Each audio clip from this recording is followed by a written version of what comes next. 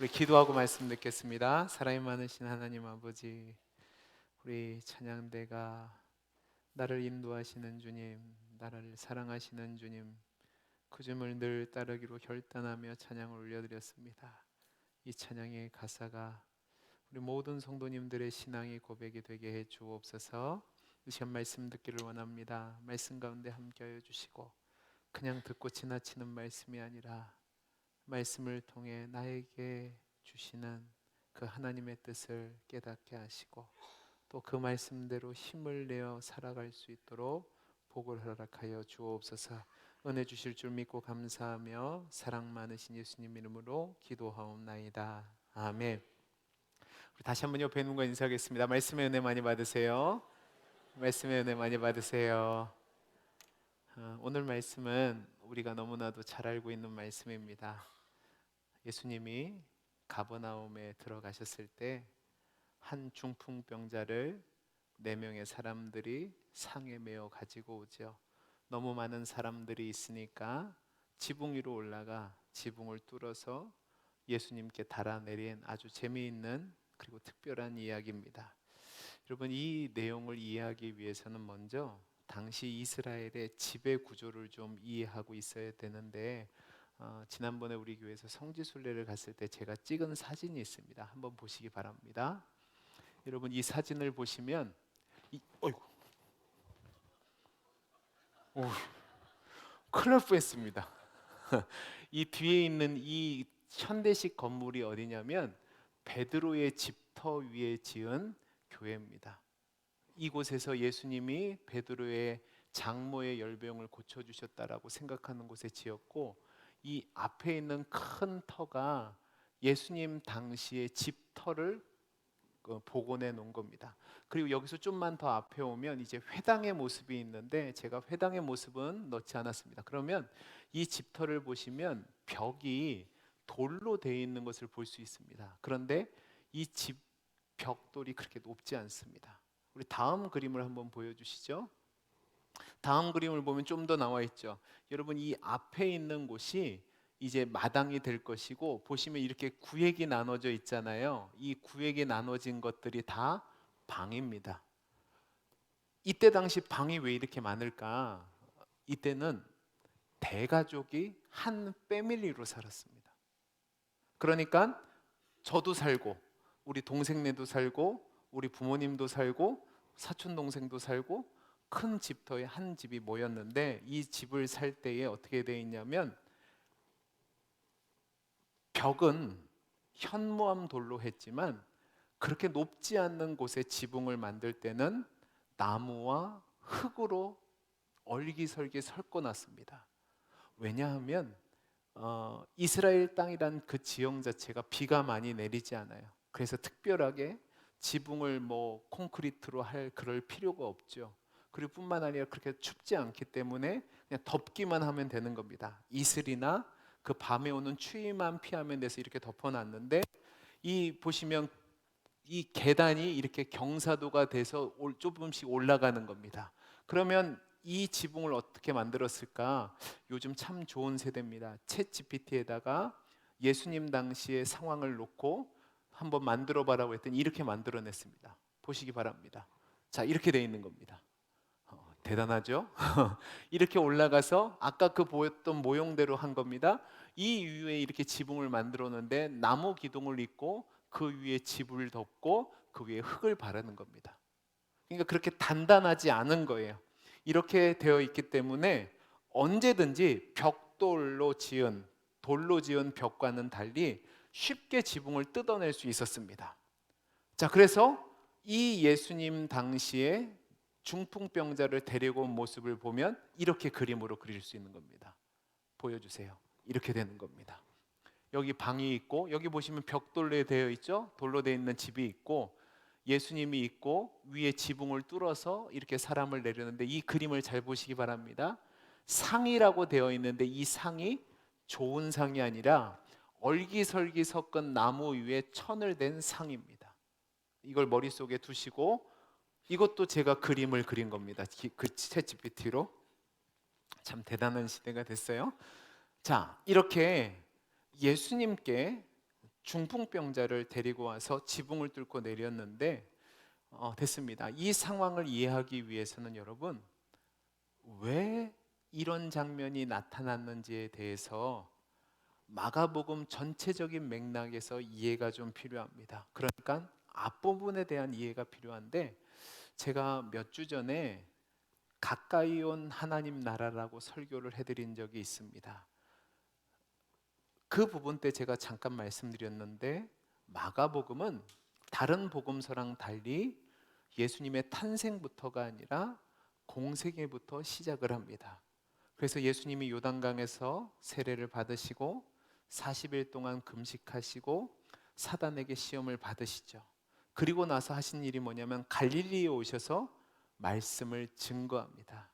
이때 어부였던 시몬과 안드레, 그리고 세베대의 아들 야고보와 요한을 제자로 부르셨고, 이들과 함께 첫 번째 방문지로 삼았던 곳이 바로 가버나움입니다.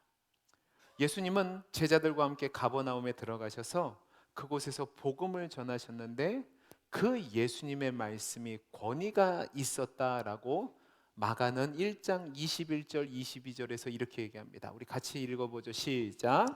그들이 가버나움에 들어가니라 예수께서 곧 안식일에 회당에 들어가 가르치심에 뭇 사람이 그 교훈에 놀라니 이는 그가 가르치시는 것이 권위 있는 자와 같고 서기관들과 같지 않으림이라. 자, 이렇게 권위 있고 서기관들과는 차이 있는 말씀을 전하시는 가운데 한 사건이 일어납니다. 그 사건이 뭐냐? 귀신 들린 사람이 예수님께 나와 나사렛 예수여 당신이 나와 우리와 무슨 상관이 있습니까? 라며 큰 소리를 지르는 겁니다. 예수님께서 이 귀신 든 자를 앞으로 나오게 하셔서 귀신을 내쫓는 놀라운 역사를 일으키십니다. 이것을 통해서 주변에 있는 사람들이 예수님 말씀에 힘이 있고 권위가 있고 능력 있음을 보게 된 거죠. 그러니까 자연스럽게 예수님의 소문이 1장 28절 말씀처럼 온 갈릴리 지방에 소문이 퍼지기 시작한 겁니다. 이후에 어떤 사건이 일어나냐면, 아까 제가 사진에서 보여드렸던 베드로의 집터라고 되어 있는 시몬 베드로의 집에 들어가셔서 열병을 앓고 있던 장모를 고쳐주시고, 그리고 그 장모가 고침을 받게 되니까 예수님께 수종을 듭니다. 이것 때문에 예수님에 대한 소문이 또 가버나움 온 동네로 퍼지게 된 겁니다. 그러니까 마가복음을 보면 어떻게 기록되어 있냐면, 저녁 될 때쯤에는 수많은 사람들이 예수님이 계신 그 집안으로 몰려들었다라고 얘기합니다. 이 상황에 대해서 마가는 32절 33절에서 이렇게 얘기합니다. 우리 같이 한번 읽어보죠. 시작. 저물어 해질 때에 모든 병자와 귀신 들린 자들을 예수께 데려오니 온 동네가 그 문 앞에 모였더라. 자, 보세요. 예수님의 첫 번째 시작이 놀라운 일들로 시작이 되는 겁니다. 하루 종일 수많은 사람들에 둘러싸여서 기적을 행하시고 말씀을 전하셨어요. 그러자 예수님이 새벽이 되니까 한적한 곳으로 나가셔서 기도를 합니다. 35절입니다. 새벽 아직 밝기도 전에 예수께서 일어나 나가서 한적한 곳으로 가서 거기서 기도하시더니, 여러분 이 말씀을 오해하시면 안 돼요.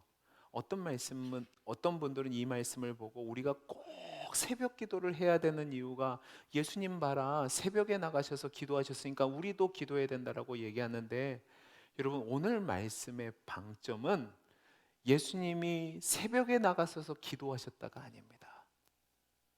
예수님이 기도할 시간이 없으셔요. 그러니까 하나님과 조용한 시간을 찾으시다가 이 새벽 시간에는 사람이 없으니까 한적한 곳에 나가셔서 기도하셨다. 이게 방점이 돼야 되는 겁니다. 하여튼 예수님께서는 하루 사역을 통해서 온 가버나움을 난리나게 만드셨습니다. 시간이 지날수록 수많은 사람들이 더 몰려오고 예수님을 찾는 열기로 가득하죠. 이 상황을 1장 37절을 보면 이렇게 얘기합니다. 시몬 베드로와 다른 제자들이 예수님께서 이렇게 전해요. 예수님, 모든 사람이 주를 찾습니다. 여러분, 그러니까 얼마나 많은 사람들이 예수님께 밀려왔겠습니까? 이렇게 마가는 예수님의 첫 번째 사역의 데뷔를 영광스럽고 승리가 가득한 모습으로 그려내고 있습니다. 그런데 재미있는 것은 정작 예수님은 그런 소식에 별로 관심이 없으시고, 거기서 그 열기와 그 사람들의 환호를 즐기려고 하시는 것이 아니라 제자들에게 가까운 다른 마을로 가자고 하시면서 가버나움에 들어가려고 하지 않으시는 겁니다. 예수님은 가버나움에 들어가는 대신 다른 갈릴리 지역을 다니시면서 전도하셨고, 귀신들을 내쫓으셨고, 나병 환자도 낫게 하는 놀라운 기적을 베푸셨습니다. 이렇게 며칠 동안 다른 지역을 다니시던 예수님이 이제 오늘 말씀 1절을 보시면 1절이 이렇게 되어 있죠. 수일 후에 예수께서 다시 가버나움에 들어가시니, 다시 갈릴리 지역에서 가버나움으로 오셔서 사역을 시작하신 겁니다. 근데 예수님이 다시 사역을 시작하시니까 또 가버나움이 난리가 나는 겁니다. 예수님이 집에 계신다는 소문이 되니까 2절 말씀 보세요. 많은 사람들이 모여서 문 앞까지도 들어설 자리가 없게 되었는데, 예수님의 열기로 가득 찼습니다. 사람들이 몰려들기 시작해서 이제 예수님 문 앞이 문전성시를 이루는 겁니다. 당시 가버나움이 그렇게 큰 동네가 아니에요. 그러니까 가버나움 사람들 중에 모르는 사람들이 거의 없었을 겁니다. 수많은 사람들이 몰려와서 오늘 말씀을 보면 예수님이 가르치신 도를 들었다라고 되어 있습니다. 그러면 예수님이 전한 그 도가 뭘까? 예수님이 무슨 말씀을 가르치셨을까? 제가 지난번에 말씀드렸던 것처럼 1장 15절 내용, 이르시되 때가 찼고 하나님 나라가 가까이 왔으니 회개하고 복음을 믿으라 라는 이 말씀을 가르치셨을 겁니다. 예수님 공생애 가운데 가장 먼저 하신 말씀이고, 사역 내내 전하셨던 말씀의 핵심이 이 내용이기 때문에 그렇습니다. 하나님 나라가 가까이 왔다, 회개하고 복음을 믿으라, 이 말씀을 성경을 풀어서 가르치시고 전하셨을 겁니다. 그런데 바로 이 장면에서 오늘 본문은 특별한 사람들에게 주목하는데, 그게 뭐냐? 중풍병자를 상에 메고 지붕을 뚫은 사람들의 모습입니다. 여러분, 다시 한번 그림 보여주세요. 그림 보여주시면 제가 아까 얘기했던 그 지붕을 올라가서 지붕을 뚫고 이 사람들이 이 사람을 상에서 눕혀서 내렸습니다. 여러분, 이 일이 쉬운 일이 아니란 말입니다. 그러면 도대체 이 사람들은 중풍병자와 무슨 관계이길래 이런 일을 벌인 걸까요? 어찌 보면 무모한 짓입니다. 여러분, 잘 생각해 보세요. 여러분, 제가 여러분에게 지금 설교를 하고 있습니다. 근데 누가 지붕을 뚫는다고 한번 생각을 해보세요. 여러분, 어떻게 하시겠습니까? 난리가 나겠죠. 물론 저때 당시 지붕이 뚫는 게 어려운 일은 아닙니다. 그런데 지붕을 뚫으면 여러분, 지붕에서 뭐가 내려올까요? 흙도 내려오고 나뭇가지도 내려오고 그리고 먼지도 내려올 거예요. 근데 그 나뭇가지와 먼지가 누구 머리에 떨어질 수도 있었을까요? 예수님 머리에도 떨어질 수도 있고 거기 방 안에 있는 사람들에게 떨어졌을 겁니다. 그러면 그 반응이 어땠을 것 같으세요? 아이고 잘하네 그랬을까요? 아니죠. 소리를 치고 야이 욕을 하고 난리가 났겠죠. 왜 이 일을 했겠냐고요. 혹시 이 중풍병자가 부자라서 이 사람을 데리고 오지 않으면 치도곤을 당하고 어려운 일을 당할까 봐 이런 일을 할까요? 아니에요. 왜 아니냐면 제가 그림에서도 구현했듯이 이 상이라는 단어가 좋은 상이 아니라 보잘것없이 나무를 엮고 천을 댄 겁니다. 그러니까 이 얘기는 부유한 사람이 아니라는 거죠. 그럼 도대체 이 중풍병자들과 이 사람들과의 관계는 어떤 관계일까? 제 생각으로는 다른 거는 잘 모르겠고 이 중풍병자를 사랑하는 사람들이었을 것으로 추측이 됩니다. 이 중풍병자를 사랑하기에 아끼는 마음으로, 긍휼히 여기는 마음으로 이 사람을 낫게 하고자 이 사람들이 이 중풍병자를 상에 메고 예수님께 왔고 지붕을 뚫어서 예수님께 내린 겁니다. 처음부터 그런 무모한 짓은 하지 않았을 겁니다. 그 집에 들어가고 싶은데 사람들이 몰려 있으니까 도통 들어갈 방법이 없는 겁니다. 처음에는 이 사람들이 그랬겠죠. 앞에 있는 사람들에게 죄송합니다, 죄송합니다, 길을 조금만 열어주세요. 여기 중풍병자가 있습니다. 이 사람이 예수님을 조금만 만날 수 있도록, 잠시만 만날 수 있도록 길을 좀 열어주세요. 소리치고 부탁을 했겠죠. 근데 길이 열리지 않는 겁니다. 열렸다면 굳이 지붕 위로 올라가서 지붕을 뚫는 그런 정신 나간 짓을 하지 않았겠죠. 사람들이 안 열어주니까, 길이 막혔으니까 어찌할 수 없어서 지붕 위로 올라간 겁니다. 이 장면에서 제가 오늘 설교 제목을 만든 겁니다. 여러분, 이 장면을 보면 두 부류의 사람이 있습니다. 한 부류는 어떤 사람이냐면 예수님을 보기 위해 예수님 앞에 나온, 방안과 진문과 집 주위를 둘러싸고 있는 사람들입니다. 여러분, 이들은 예수님이 전하시는 그 권위 있는 말씀을 듣고 이적을 경험하고자 했던 자들입니다. 그들은 참된 진리를 알기 원해서 또 기적을 경험하기 위해서 스스로 자신의 발로 나와 자리를 찾고 있는 사람들이었습니다. 그러나 그들은 그 도를 듣고 주님을 보고 주님이 행하시는 이적을 경험하고자 하는 그 욕망 때문에 다른 이들은 보지 못하는 자들이었습니다. 분명히 주님 앞에 나왔는데 이들은 이 세상의 원리에 지배받는 자들입니다. 제가 지난번에도 말씀드렸듯이 이 세상의 원리는 약육 강식 적자 생존입니다. 내가 이기지 않으면, 내가 그 자리에 없으면 나는 도태되는 거예요. 그러니까 예수님 앞에 나아가기 위해서, 예수님을 보기 위해서, 예수님께 인정받기 위해서 서로 아귀다툼을 벌이며 아우성치고 내가 먼저 가고 내가 앞에 가겠다고 난리를 쳤을 겁니다. 자기만 하나님 말씀, 귀한 말씀, 선지자의 말씀을 듣고 자기만 그 기적의 수혜자가 되고 싶다는 욕망으로 가득 찬 사람들이죠. 그러니까 이들 눈에는 다른 사람들이 보이지 않습니다. 다른 사람을 이겨야지만 자기가 그 은혜를 누린다고 생각한 겁니다. 중풍을 앓고 있는, 죽어가고 있는 참으로 불쌍한 사람이 그들 눈에는 보이지 않는 겁니다. 근데 저는 이 장면이 너무 재밌습니다. 왜 재밌냐면 여러분, 예수님이 그런 사람들에게 무슨 말씀을 하냐면 하나님 나라의 도를 전하고 있습니다. 이기적인 욕망에 사로잡혀서 다른 사람들은 전혀 신경 쓰지 않고 나를 위해서 있는 그들을 향해서 회개하라, 하나님 나라가 가까이 왔다 얘기하는 게 여러분 재밌지 않습니까?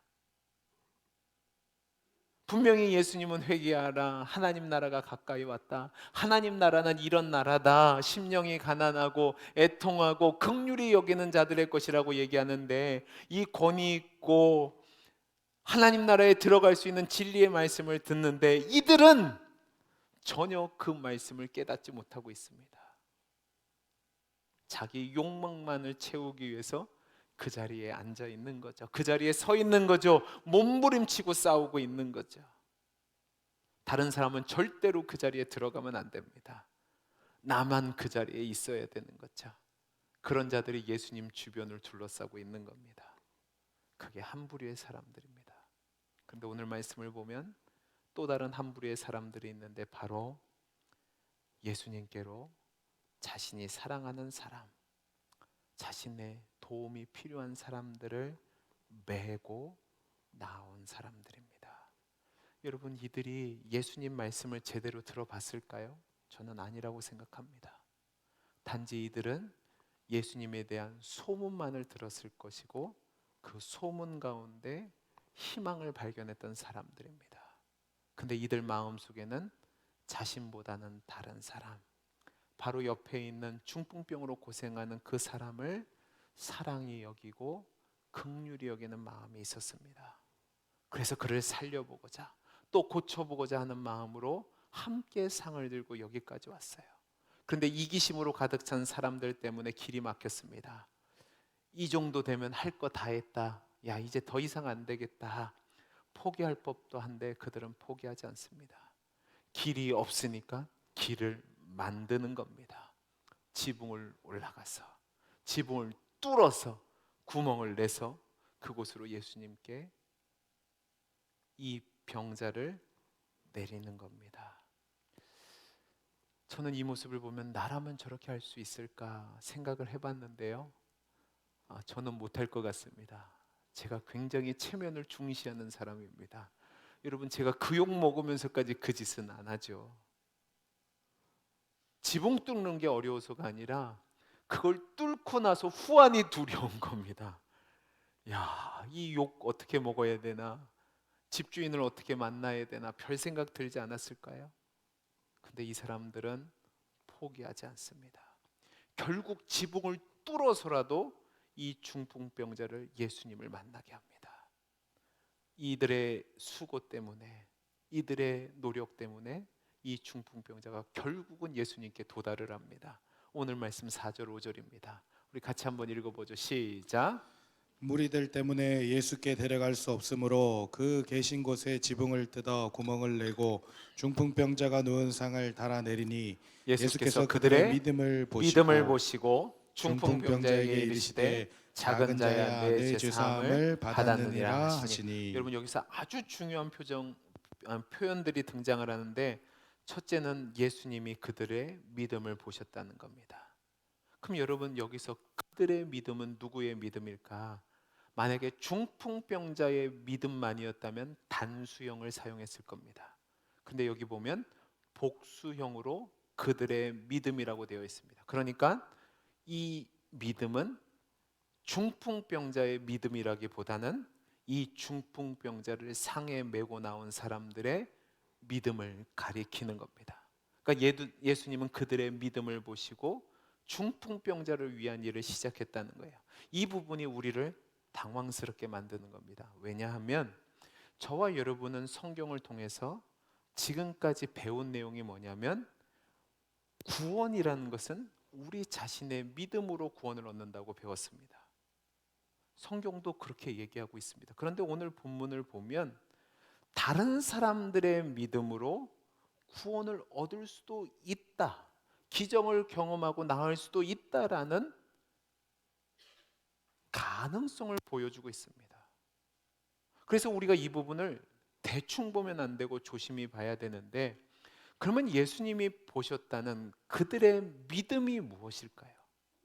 여러분, 중풍병자를 데리고 나온 이 사람들은 어떤 믿음을 가지고 있었을까요? 여러분, 분명한 사실은 이들이 저와 여러분이 가지고 있는 예수를 구주로 고백하는 성숙한 신앙은 갖고 있지 않았을 겁니다. 그들은 또한 예수님이 십자가에 달려 죽으시고 사흘 만에 부활하실 것이라는 믿음을 가지고 나오지도 않았을 겁니다. 그들이 하나님의 아들이 예수님이라 그 믿음도 없었을 겁니다. 그들은 온전한 삼위일체 하나님을 고백하는 성숙한 신앙의 믿음도 아니었을 겁니다. 왜냐하면 지금 이 시점은 예수님이 공생의 사역을 시작한 지 얼마 안 된 시점입니다. 그래서 그들은 예수님이 어떤 분이신지 아직 정확하게 알 수 없는 시점의 사람들이기 때문에 그렇습니다. 그러니까 이들이 우리가 알고 있는, 우리가 믿고 있는 예수님에 대한 이해와 믿음을 가질 리 없는 거죠. 근데 이들에게는 한 가지 분명한 믿음이 있었습니다. 그 믿음이 뭐죠? 예수님이란 분께 이 사람을 데리고 나가기만 하면 놀라운 일이 벌어질 거라는 믿음이 있었습니다. 예수님께 이 중풍병자를 가지고 가기만 하면 예수님이 무엇인가를 해줄 것이라는 믿음이 있었단 말입니다. 그들이 가진 믿음의 전부가 이것이었습니다. 근데 그들에게 또 한 가지 있었던 게 있습니다. 그게 바로 뭐냐? 사랑과 긍휼입니다. 누워있는, 고통 중에 있는, 죽어가는 이 중풍병자를 사랑하는 마음, 그 사람을 살리고자 하는 그 사랑의 마음이 있었어요. 그 마음을 가진 생명의 사람들이었단 말입니다. 생명을 사랑하고 생명을 존중히 여기고 생명을 아는 사람들이었죠. 그래서 그들은 이 중풍병자를 사랑하고 이 중풍병자의 생명을 사랑하는 마음으로 지붕을 뚫고서라도 예수님께 이 사람을 데려가기만 하면 예수님이 무엇인가를 해내실 것이라는 믿음이 있었고, 예수님께서 바로 그 믿음에 응답하신 겁니다. 그래서 주님은 그들을 책망하거나 질책하신 것이 아니라 중풍병자의 질병을 고쳐주신 겁니다. 이 중풍병자가 예수님의 은혜를 잊게 된 것은 결국 이 사람을 메고 온 그 친구들의 믿음 때문입니다. 온전한 믿음도 아니고 대단한 믿음도 아닙니다. 그러나 이 중풍병자를 사랑한 가운데 예수님께 데려오기만 하면 된다는 단순한 그 믿음 때문에 이 중풍병자가 은혜를 입은 거죠. 자, 그러면 질문입니다. 여러분은 어떤 마음을 가진 사람들입니까? 우리는 이제 대봉전도주의를 한 주 앞에 두고 있습니다. 여러분은 어떤 마음을 가지고 대봉전도주의에 임하고 계십니까? 혹시 전자의 사람들과 같은 마음을 갖고 계시지는 않습니까? 나만 믿으면 되고, 나만 들으면 되고, 나만 고침을 받으면 된다는 이기적인 마음을 가진 사람은 아니냐는 말입니다. 여러분, 이런 마음이 있으면 안 됩니다. 이 세상에서 그 어떤 것보다도 귀한 일은 생명을 사랑하고 생명을 구원하는 일입니다. 여러분에게 한 가지 일념이 있어야 되는데 그게 뭐냐? 어떻게 해서라도 잃어버린 영혼, 가난한 영혼, 소외된 영혼, 주님을 모르는 영혼을 예수님께 인도할 수만 있다면 무엇이라도 해야겠다는 그 마음이 있어야 됩니다. 그렇게 하면 그 뒤는 누가 책임져 주세요? 우리 주님이 책임져 주실 거라는 믿음이 있어야 됩니다. 여러분, 지금 이 시대는 복음을 증거하기 어려운 시대입니다. 여러분이 세상에 나가서 복음을 전하면 여러분을 이상한 눈으로 볼 겁니다. 아, 참 당신 좋게 봤는데 예수만 안 믿으면 참 좋을 것 같은데 왜 그런 정신 나간 짓을 하세요? 라고 조롱하는 사람도 있을 겁니다. 그리고 더 이상 예수가 필요 없다라고 얘기하는 사람들도 있을 겁니다. 교회로 이끄는데 수많은 방해와 장애물이 있을 겁니다.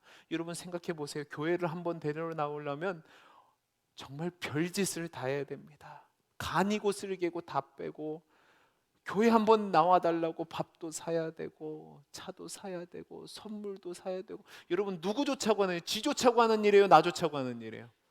근데 별짓을 다 해야 됩니다. 치사해서 안 하고 싶습니다. 근데 여러분, 우리가 그렇게 해야 되는 이유가 주님께 데려 나오기만 하면 주님이 택한 영혼들은 살리시고 고치시고 생명을 주시기 때문에 그렇습니다.